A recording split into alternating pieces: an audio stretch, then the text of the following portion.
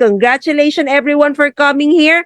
At bakit ba tayo magwi-well life? No, that's always the question, because we already are proud that our business is growing, because we know that well life business is profitable and sustainable. Yan, this is very important. We might have very simple product, but it has significant value. So if you present the products, if you present well life, we know that it's just a very these are just essential home cleaning materials, but the simplicity of it gives you the significant value, because it always starts on bringing up the goodness of our homes, no, or goodness ng ating mga kapitbahay, goodness ng bawat bahay ng ating mga kakilala. And we have to consider that it's really eco-friendly, it's FDA approved, at ayan, Halal Philippines trademark, and best of all, it's proudly Pinoy made. So all of the products are proudly Pinoy made. Yun ang pinaka-importante, na proud tayo sa ating mga produkto. Okay? And of course, with that, no, you have just to change the brand the change, because our brand is well life, no? We have to be very we have to take a lot of gestures that we are really proud Pinoy, and one of that is really swaying the flag of Well Life brand.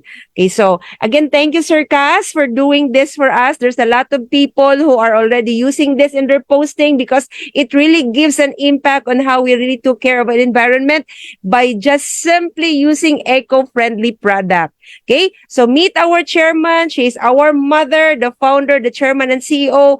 Why it's very important to hail her out, because our well life is always anchored to her servantship leadership. Okay, servanthood leadership. Okay, all her achievement being a philanthropist or environmentalist and a generous supporters of many foundation, it does not end there, because it goes to as much as numerous foundation and pastoral work. So she's really the epitome of a woman, and being a mother of two does not really stop her from propagating what is best for the people who believes in well life.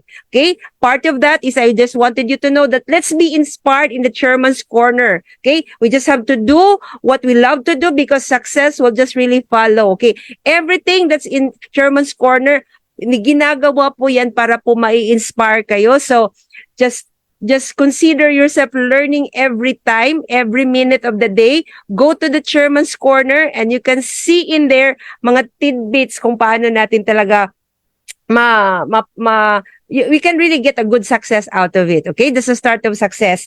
And then of course, I don't have to mention it one by one, because it's mostly seen in all the aspects of our Wellboom. But what is important there is we give due credit to our chairman being the leader of our company. No, makikita talaga kasi kung sino ang ating leader, at doon po magmamagnify kung ano ding klaseng kumpanya meron tayo.